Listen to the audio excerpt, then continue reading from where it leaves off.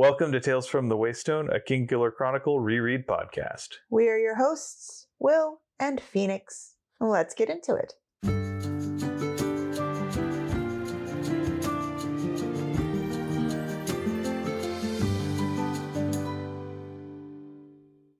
Welcome to Tales from the Waystone, Season 2, Episode 68, Pain Don't Hurt, where we will be looking at Chapter 136 of The Wise Man's Fear through the lens of Fated Glory.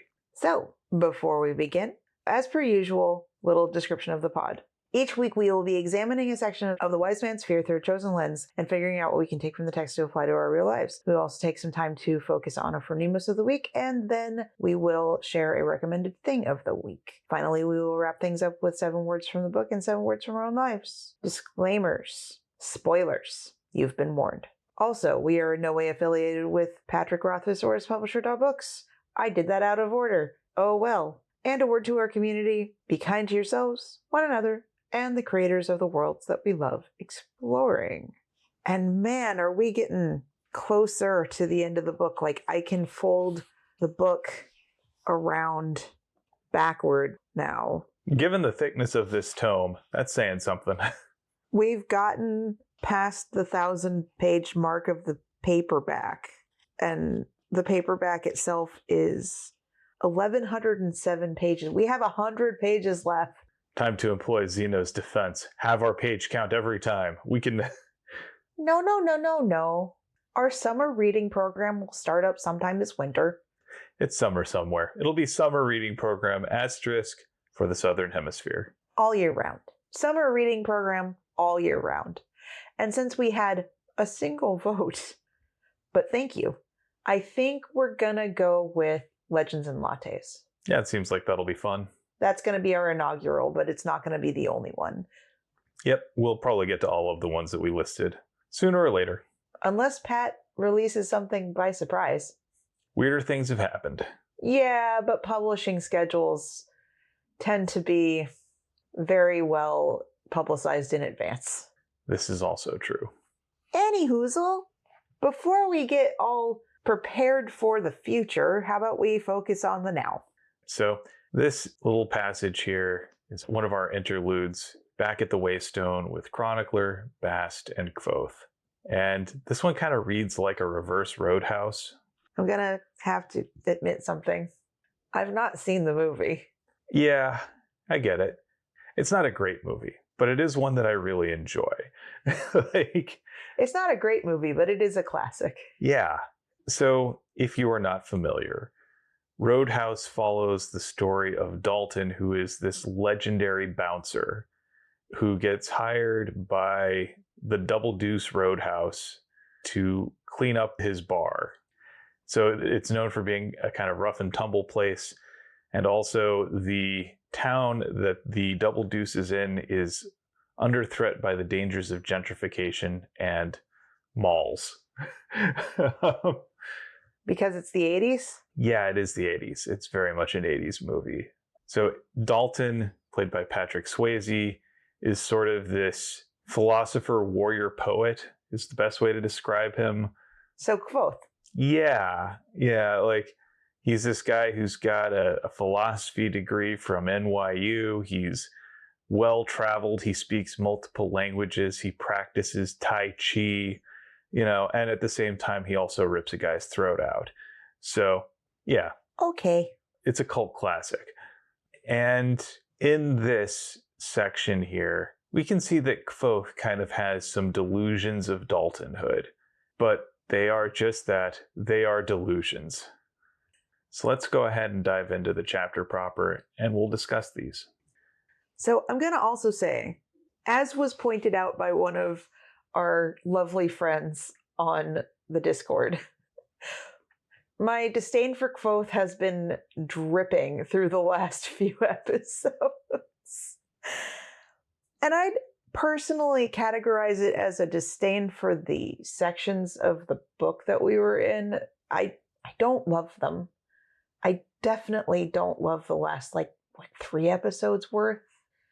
Maybe a little bit more, where it's the whole I am Rue, therefore no Rue could possibly. It's the one true Scotsman thing. I don't like that section.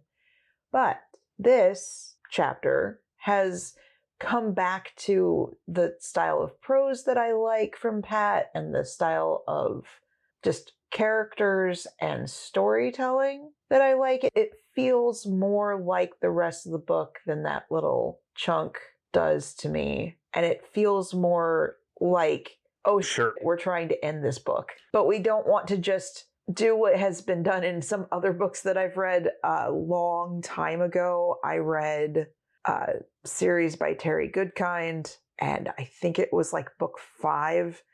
Feels like it just ran out of plot and in 3 pages just ended.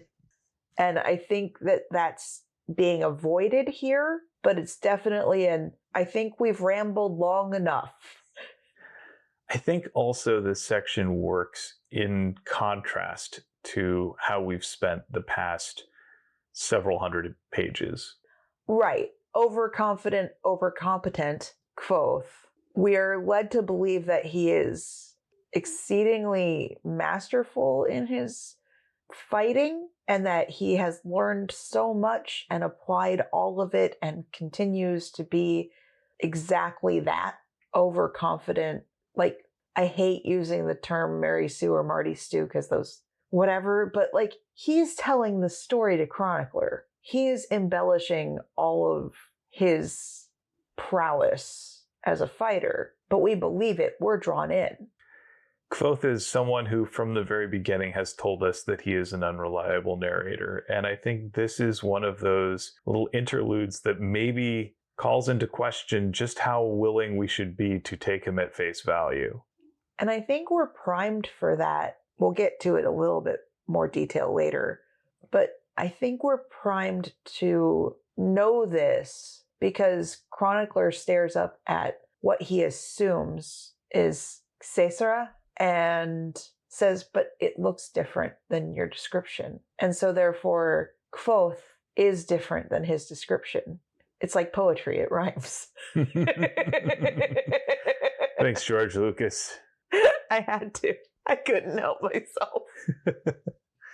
Anywho, let's go ahead.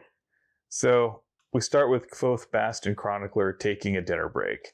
The inn is still empty, mostly because everyone's off at Shep's funeral. Kvothe isn't going, mostly because he doesn't feel like he's part of the community, and also because he doesn't get along with the local priest. But Kvothe tries to convince Bast to go make an appearance. He says, it will seem odd if you don't. Bast does not want to leave. This feels a little suspect. I don't know.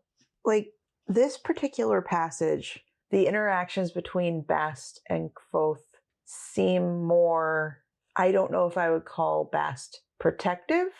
There are parts of me that still have kind of the Wizard of Oz and you were there and you were there and you were there feel to it, where it feels like Noir isn't a real place, but more like a bubble that's meant to kind of hold Kvothe and almost shield him from things outside, like almost like a mind palace or a something, like, or a delusion, or even just a place held away from everything, but still has trickles of his memory coming through as manifestations. It definitely does seem a lot more mundane than the world he describes in his story. It does, but it also almost Truman Show-esque. Yeah, it's like that show of mundanity. A little bit, but like, I think it's also fake. I don't know that any of this is part of that real world that he came from, or that real world that he came from really isn't as spectacular as he's telling the story of. I'm not exactly sure. I don't have a good answer for this, but like, this all feels off. But it also feels like, I don't know, maybe Coat is like a construct that Kvothe's essence kind of pilots, like almost like a mech. But you're saying Kvothe is a meat Gundam? No, I'm saying Coat is a meat Gundam. No, I'm saying like there is something off about the framing construction. Either that or like like there's a possibility that Kvothe is a prisoner in this. There is a possibility that Kvothe is hiding in this. There is a possibility that Bast is almost like his keeper or is trying to bring him back. I'm not sure if it's a situation where he's guarding Kvothe or guarding the world from Kvothe. Yeah, I see what you mean. Their power dynamic does seem a little bit inverted to how it's normally portrayed. Like this section in particular is very much Bast going, but I don't want to because I don't want to leave you alone. And I don't know what Bast's motivations are. That's kind of, there's a whole bunch of little like off things ticking when I think about this section. Especially as we get to the end. Yeah, especially as we get to the end. But but so Kvothe is very clearly trying to get Bast to leave. And eventually he is kind of enticed by there will be plenty of pretty girls, they're Bast. Also probably a bunch of pretty boys, but we didn't say that in 2000, whenever the heck this was written, where I think if Pat had a rewrite or an edit, he might suggest that there are plenty of everybody available for Bast to go and flirt with.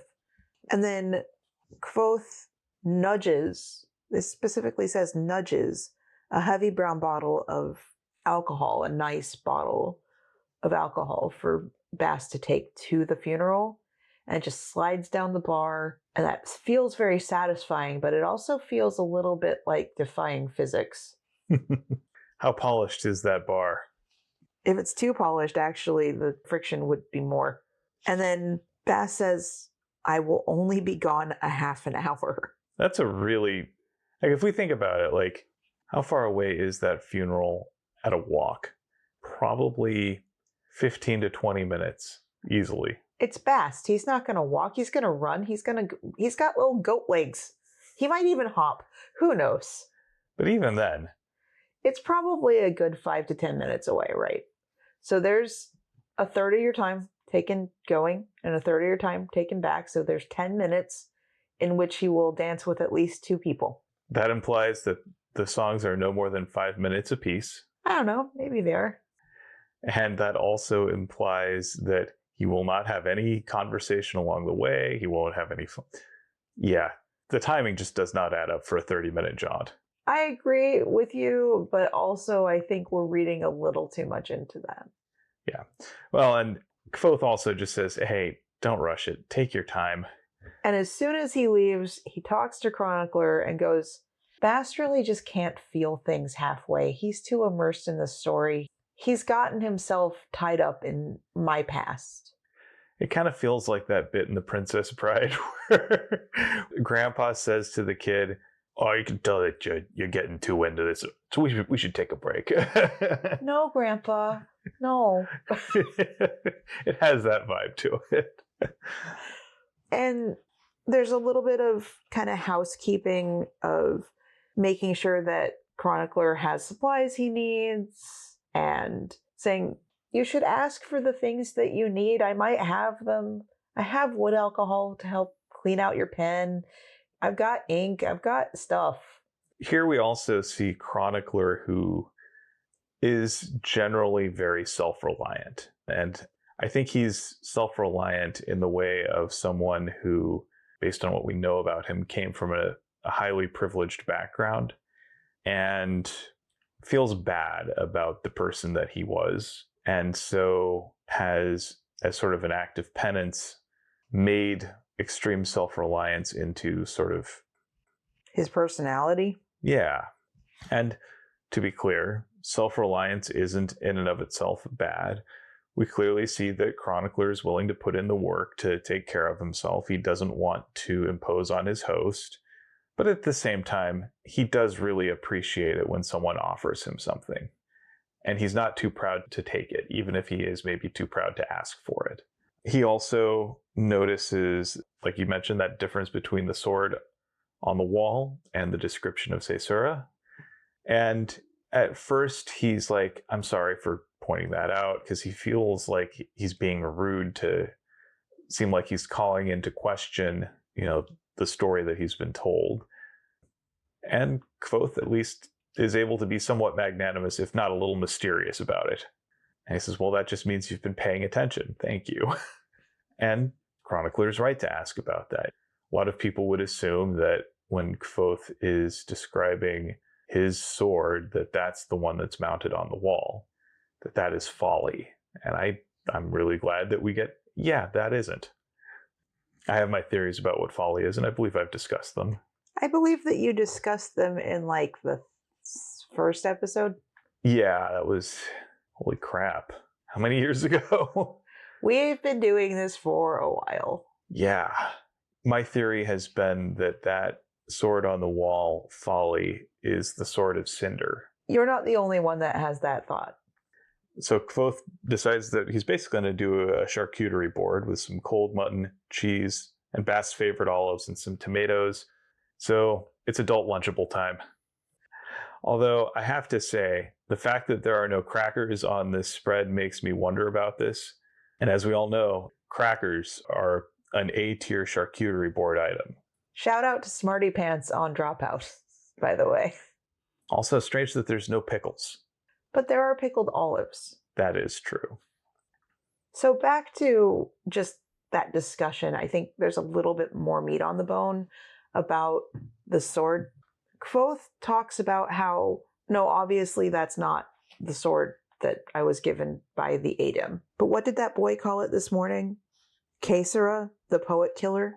I find that language really interesting, considering Kvothe's disdain for poetry and for poets, almost as though there's another bit to Caesara, whatever bit to that one's name. Like every time it's got a mispronunciation, it adds to its lore. Not so much that it's wrong. Yeah. Well, like if we think about who in the story that Kvothe has been telling has he identified as poets. So first, obviously, we've got Ambrose, who is known for bad poetry. Sim. And Sim. Yeah. And Ambrose and Sim kind of represent two sides to the same coin. They are both of noble birth. They are both second sons. They both enjoy poetry. And they both don't do so great with women.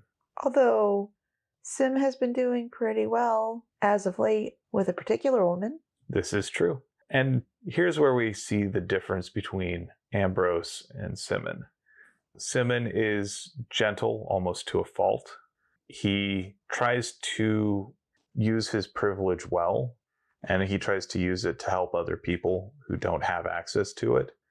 And he's not proud of the fact that he has privilege.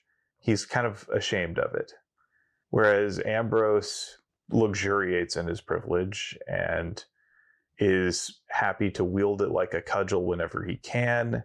He doesn't do well with women because he thinks he's entitled to them. So as soon as anybody actually gets to know him, it's just no thank you. And he abuses his privilege at every turn. But they come from similar backgrounds. They both have that element there. We do know that Ambrose is also within shouting distance of being the king of Ventus. Our next, we'll go back to our little adult Lunchables. I think it's really cute that Kvothe starts almost reverting back to boyishness. And he says about the pickled olives, these will be a nice surprise for Bast. He does have affection for Bast. I do find it curious, though, that it seems like he's starting to revert back to himself, back to the younger Kvothe, without Bast present. It feels like Bast is almost trying to smother him with his past. I will also say that maybe Bast, being so young-seeming himself, might be aging Kvothe in real time. Yeah, it's exhausting. In the same way that, when I was at school at DigiPen and we took a few of my cohort grocery shopping, and the young ones were just exhausting, even though they were only 12 years younger than us. So I want to correct the record on this. We did not take them grocery shopping. We took them to the local print shop at the Staples so that they could print some stuff out. And then they saw, oh, there's a grocery store next door. I need to do grocery shopping and I don't have a car. Can I do a quick run? And one of them did a quick run and the other one did a full run. Right? And then that same one, she looks over and just goes, oh my goodness, there's a Qdoba. Can I go get Qdoba? I remember, like, at that point, just turning into my dad, go ask your mother. Except you were like, go ask Phoenix. And I'm like, I am not her mother. I am, no. But it was... At that moment, I just felt like, I felt the deep urge to call my dad and apologize. And you did. I'm really sorry for what I put you through growing up. I must have been exhausting. Well, this isn't meant to be very long-lasting, carefree environment because the door opens, there's a bunch of wind that's conspicuous, and two soldiers come in. They have just taken the king's coin, and they see Kvothe, and they think he's too young to be the innkeeper. Like, they ask for him to go get his boss. Like, he is full-on reverted back to being young, not creaky and, like, 40. Right. Not like us. Right. He does not look like he is someone who should own an inn. And so, I don't think that it's dwelled on a long time so that we don't just focus too hard, but all of the theory people can just go, I wonder what's going on here. It's a little taste, but it's enough to make you curious and not enough to give you answers. I think there's some foreshadowing here. Yeah. So he runs his hands through his hair and smooths it down, and he almost probably puts that guise of being that innkeeper back on. It feels tactile. It feels like he's going from being this carefree kind of fey spirit like Bast. And maybe Bast is another aspect of Kvothe. Who knows? But he schools his features. He ages himself and is able to say, hey, we didn't really make a big deal out of dinner, but you can share what we've got. Would you like something to drink? And he makes the mistake, and I don't know that it was a mistake, but he makes the mistake of letting the soldiers know that he can make change for their gold royal. Like, he has enough in his purse where they could very easily just mug him and steal it and have 4 gold royals now. Like, it feels auspicious. It doesn't feel like this was actually a mistake. I think he full on knew what he was doing. Yeah, I mean, one of the things that we know from this world, and this is something that he is intricately aware of, is that the difference between a soldier and a bandit is really just who's looking. It's negligible. Happens to be just a difference of when you catch them. Kvothe, I think, here is perhaps also making a show of being accommodating. I think he's putting on a guise of being accommodating, and I think that he did this on purpose. I really do think that this was calculated because there's something about the bottle that happens, the bottle of liquor he brings out. It makes a metallic clank, thud noise.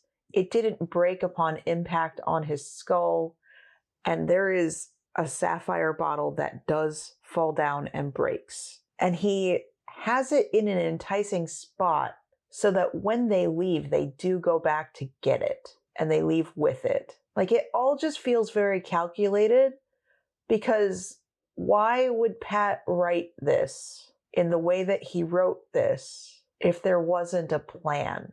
Or some sort of payoff to it. I meant a plan for Pat. Right, yes. I was like, Kvothe, I don't know, is thinking about this necessarily, but Pat certainly is. Right. I meant for Pat. What do you take me for? Some kind of simpleton? I think Kvothe is playing a wager here. Like, I think he figures if these two are as they say they are, it does him no harm to be able to break their change. But he also has this idea that if they try and start something, he'll be able to quickly turn things around. He does say, I am certainly no barbarian. I caught that too. He's like, oh yes, I am no barbarian. This is his way of saying, after, again, the past however many pages, he is no longer a barbarian. He is now similar to the Adem. He doesn't get to claim to be one of them, but he is more like the Adem than he is these common soldiers. So his first move is to sucker punch one of them. Cue montage of him doing his best to demonstrate that he is a good fighter. The problem here is he's taking half measures.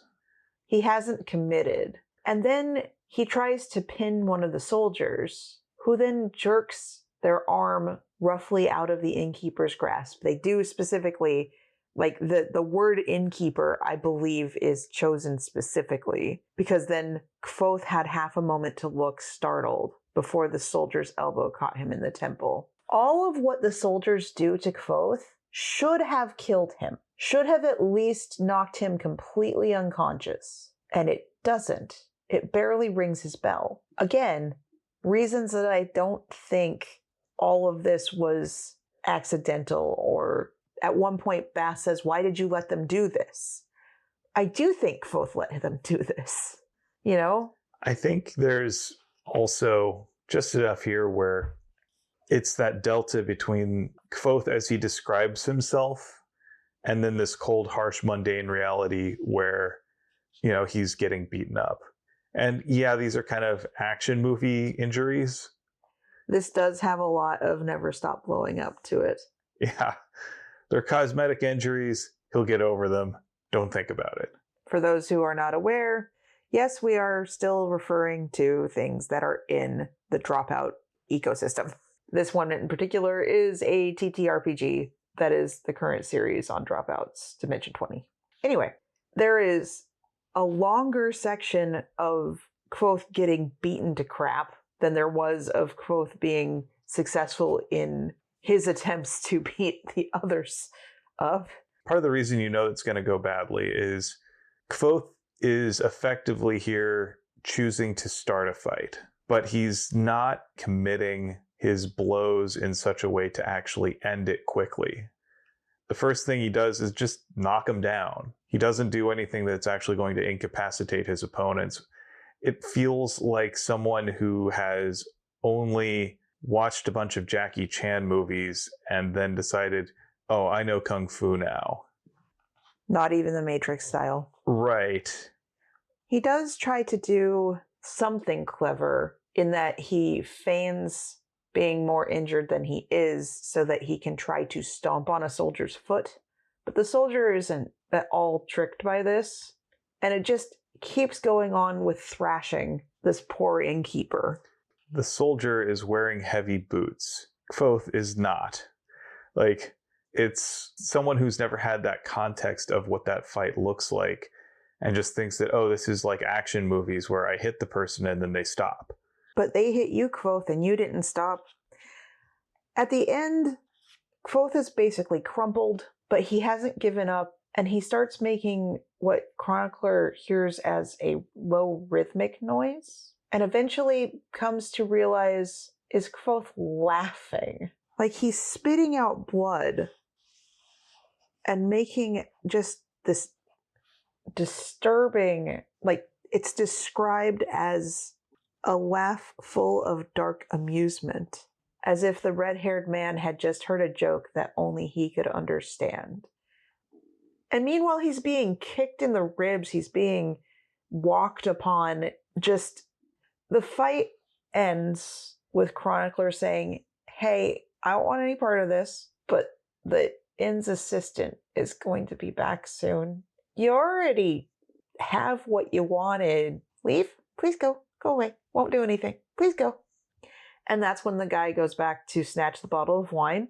Again, the bottle of wine that didn't break over Kvothe's head, that sounded metallic, that was brought out specifically for them. Bottles do seem to carry some sort of significance in this book.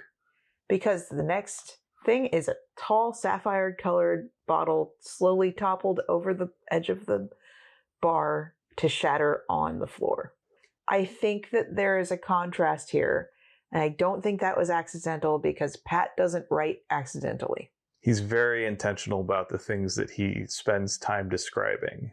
At the end of the fight, when the guys have left, Chronicler hurries over to where Kvothe lay on the wooden floor, and the red-haired man was already sitting back up. And he says, well, that was embarrassing. Forgot who I was there for a minute. I think that forgot who he was there for a minute was when he actually was capable of fighting. Yeah, I think he forgets that he's not this great hero. I think he's forgetting that he's supposed to not be this great hero in this space.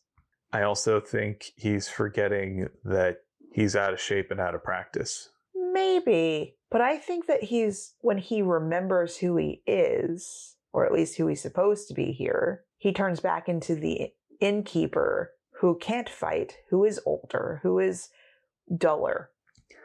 I think there's definitely a tension between Kvothe and Kote. And Kote is a guise that is at once becoming too comfortable and not comfortable enough. Bast comes back.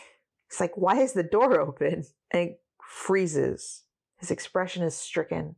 And he just, Reshi, what happened? I was gone for like a minute. What the hell? He's rightly worried. And Kvothe tries to tell a joke to get out of Bast being upset with him. You know what I mean? He's like, oh yeah, Chronicler and I just got into a fight over the use of, what was it? Subjunctive mood. Subjunctive mood, yeah. And Chronicler is like, oh god, Bast could kill me. No. Kvothe is joking. He's joking. Seriously, I didn't do anything. He's joking. This was not me, I swear. I didn't do it. Another reason why I feel like there's something off in the interactions with Bast and Kvothe in these is Kvothe literally asks, what do you want me to say? And I don't know if that's intentional or not, because it's like, hey, are you puppet stringing me? I think also I read in this a little bit of exasperation. His biggest injury is to his pride. And one thing we know about Kvothe is that he is nothing if not proud. And to take a beating like this and seemingly not really get anything out of it stings quite a bit. More than any loss to his body or to his purse or anything like that. It's that sense of powerlessness, because we know that he hates that feeling more than anything else. Apparently, one thick-fisted thug is all it takes to beat me half to death. He glared furiously at Bast, throwing up his arms. What's it going to take to shut you up? Do you want a story? Do you want to hear the details? And Bast looks stricken, like he's been hit. He goes paler and he looks panicked. And Kvothe says, quit expecting me to be something I'm not. Again, all of this just makes me think, what in the world is going on in this framing device? At the end of this sentence, he goes, God's mother, why can't you just leave me alone? I think what we've got here is that tension between Bast wanting Kvothe to be the hero of story and legend, and Kvothe kind of just wanting to run the clock out. He calms down. He says, I'm sorry, Bast. But he doesn't look at Bast. I'm just in a little pain right now. I can sympathize with this because when my anxiety takes over my reactions, it is all too easy for me to lash out, even as there's a part of me that knows that it's not fair. And like I say, Kvothe is dealing with this experience of powerlessness, of being unable to protect himself, to protect the things that he cares about, and he hates it. He hates being victimized, and so he doesn't want to relive the whole thing trying to tell Bast what happened. That's only going to make things worse for him. But at the same time, Bast is he's so confused because Kvothe literally just fought the Scrael. He literally just went through harder fights than with two people. And he literally just talked about how he trained with these elite fighters and was accepted as one of them, sort of. Kvothe does an inventory of his injuries. He's mostly okay. He needs a couple of stitches. And then he backs off and says, I don't need the stitches, Bast. It's fine. Whatever. Don't do it. And then he says, I might lose my tooth. And Bast at this point is just like, you will not. You will not lose your tooth. I am making sure that you do not lose your tooth. Well, and we got to figure that given what we know about sympathy, losing your tooth and someone untoward finding it would give them all manner of ways that they could make your life hell. Tooth pain is no joke. Mouth pain, no joke. And having something that represents a direct biological link to you. No joke. Yeah. And so Bast gives Chronicler a list of things that he needs. Water from the rain barrel, not the pump. Oh, I wonder why. Maybe because the pump is made of iron? Yeah, probably. And then he needs some fresh milk and some honey. Real quick, though, in Kvothe's protestations, he's like, in the grand scheme of things, it doesn't really matter whether or not you fix me up. We know that Kvothe is a man waiting to die. He doesn't think it's worth it to do anything to make his remaining however long more comfortable. And if this perhaps hastens it along the way. No biggie. But anyway, Bast goes off and also gets some things. And Chronicler does a callback to the joke. So, subjunctive mood. Will you just explain subjunctive mood? Yes. Subjunctive mood is when you have a sentence that is meant to express wishing or longing for a thing.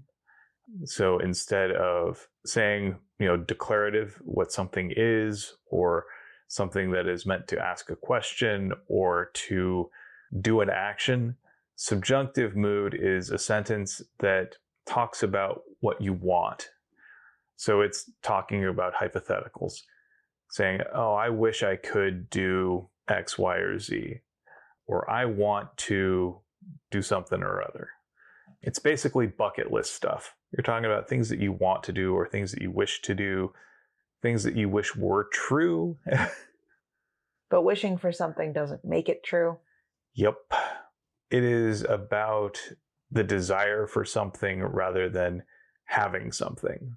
And Kvothe says, at best, it's a pointless thing. It needlessly complicates the language, and it offends me. Chronicler says, oh, come now, sounding slightly offended. The subjunctive is the heart of the hypothetical. I think there is actually something here beyond just the joke. And it speaks a bit to where Kvothe is in this stage of his life. He is someone who has been cursed with getting what he's wished for.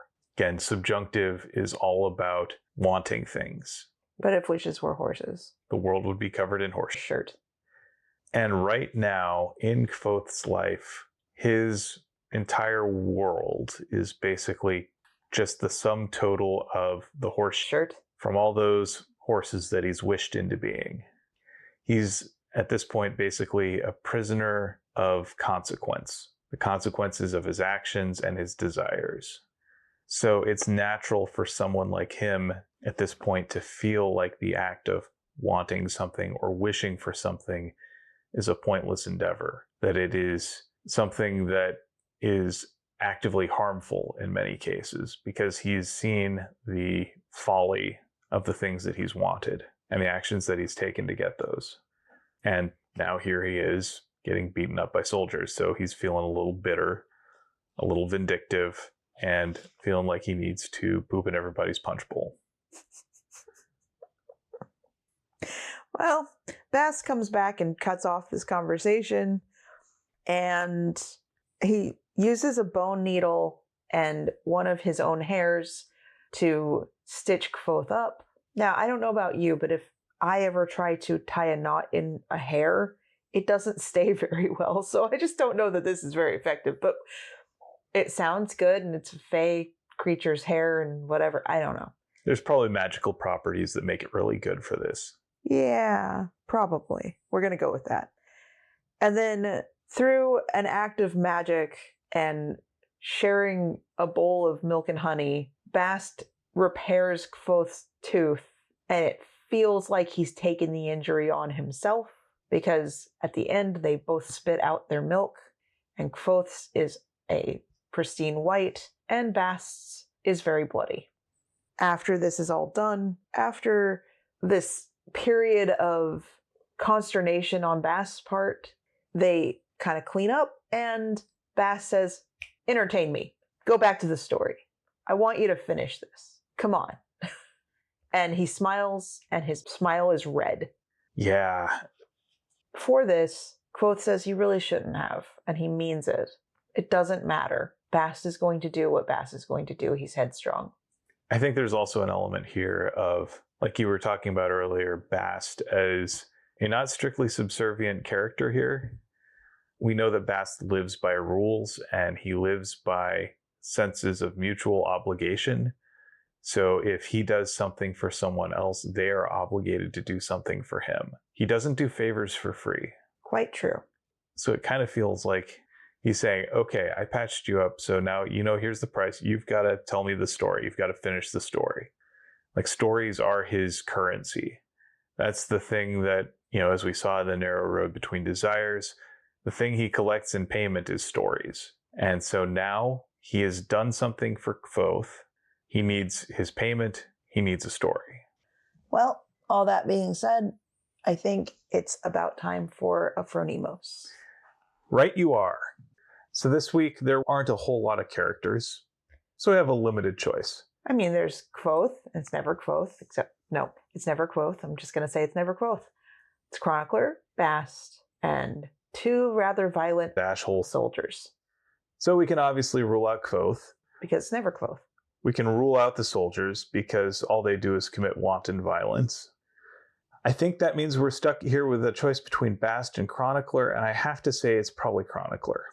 First of all, he displays some fairly good active listening. He shows that he's been paying attention.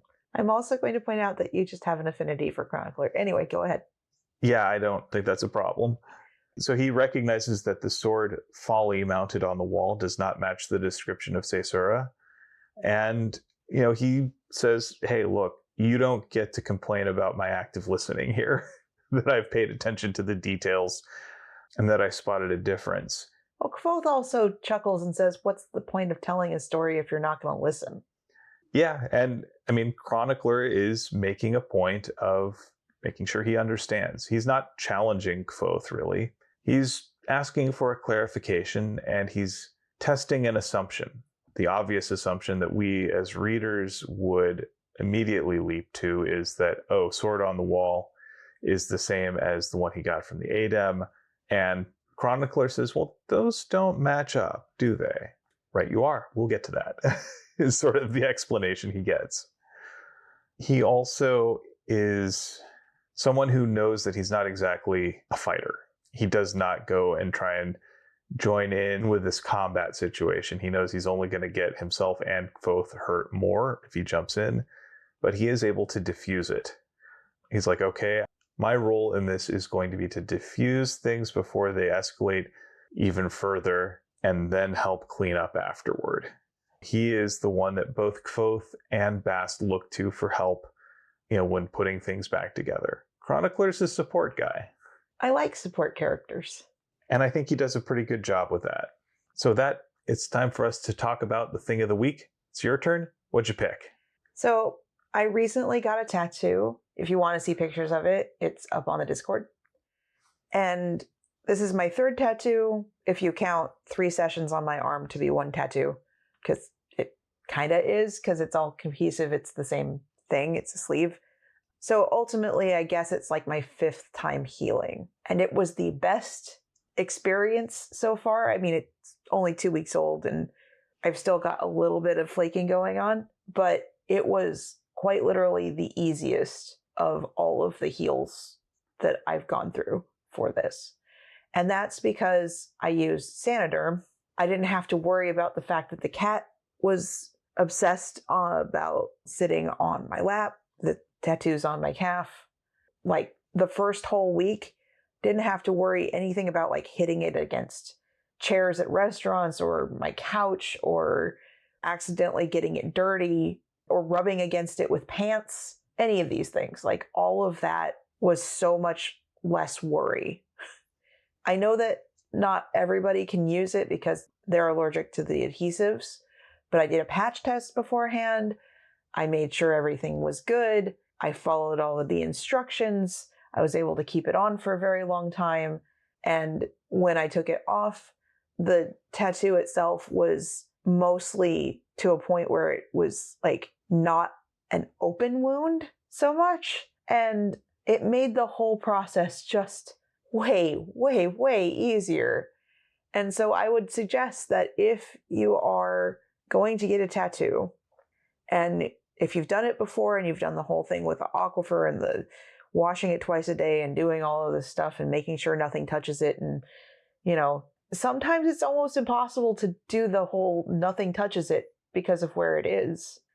And I swear, like if I had had this stuff from my first tattoo, which is on the back of my right shoulder, the tattoo would have healed way better. Also my arm, everything, all of it would have been way better because I have a little bit of scarring on my arm because it kind of flaked a little weird. And I have a lot of color pulled out of my one on my back because it stuck to my shirt the first night and I didn't know that that was going to happen.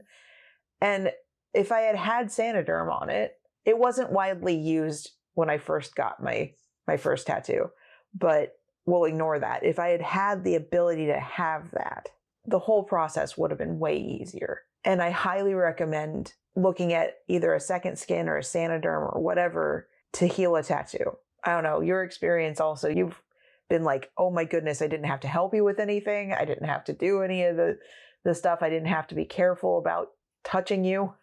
I mean, I still had to be careful and I still had to help you with stuff, but I didn't have to do extensive routines on the regular. Like, and I didn't have to be as careful. Like, I didn't have to worry that, oh, I brushed up against you and now I've ruined something.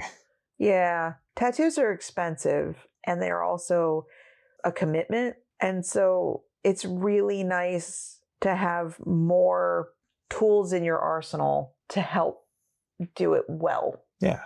So I highly recommend when you get your first tattoo, because you are going to get one eventually, that as long as you're not allergic to it, you should definitely use it. Also, like I had very little itching. So that was also really good because like the last two were slap myself silly from just needing to make that itch go away. Yeah, you haven't really been having to tap at it or anything like that. So I've been glad to see that. For those who don't have tattoos, the way that things work out is like after a few days, they start itching like crazy and you can't scratch at it because you might take some of the skin that has the ink out. You might just cause yourself scarring. And so instead of scratching, you have to slap yourself. It also does work for regular, just every day if you want to stop yourself from itching, but it also hurts.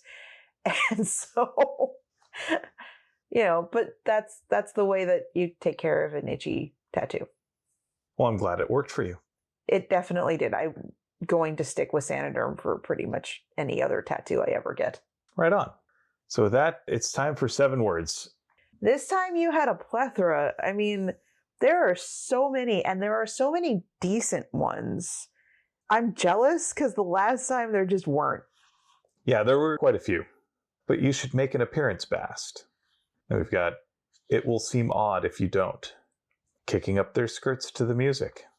I may be stuck minding the shop. I'll have 1 drink and 1 dance.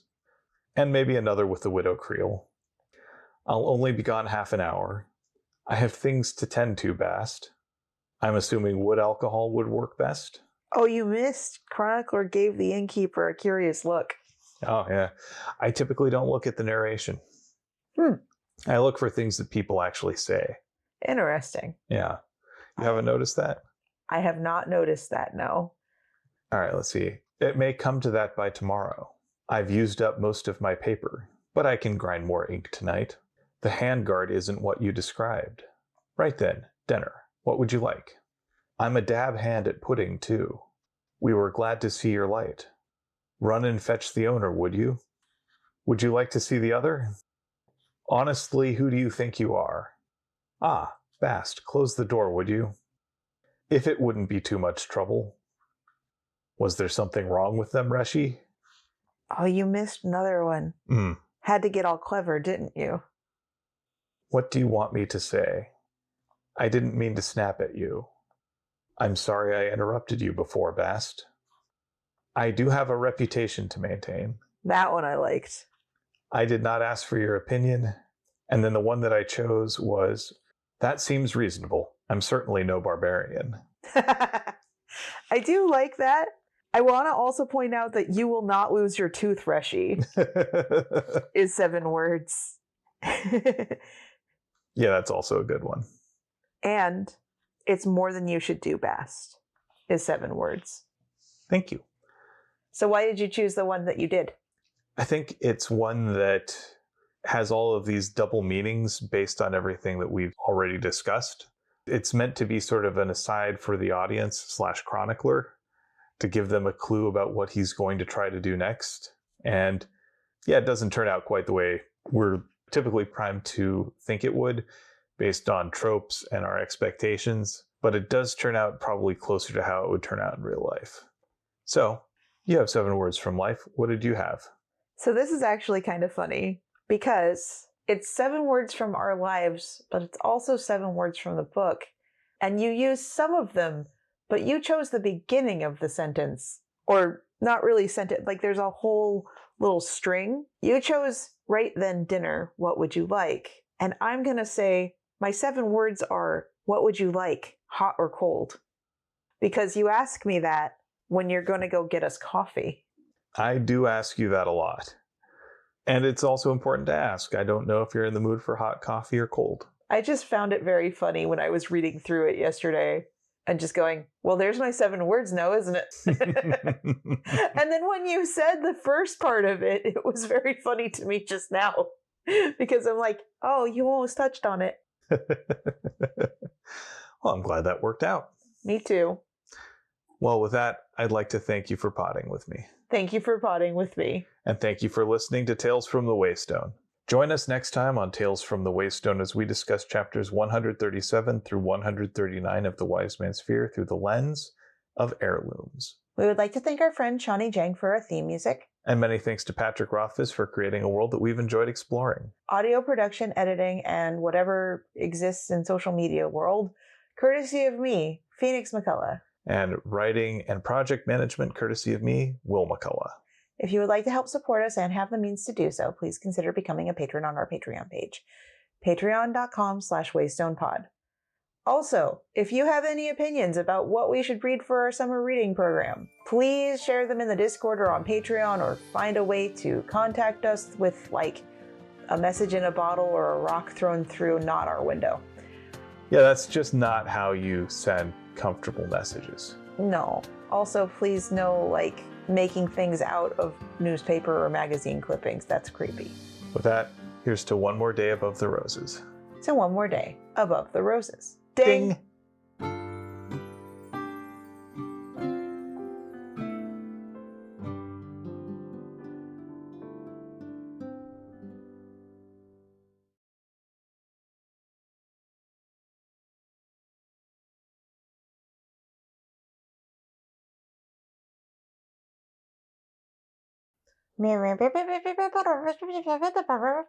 Boop. Burp. Boop. Burp. I did not boop the snoot. I just booped. You burped my foot. Booped your foot. My foot. Why is it snoot and not snoot? Or this should be foot. Booped Booped your foot. Yeah.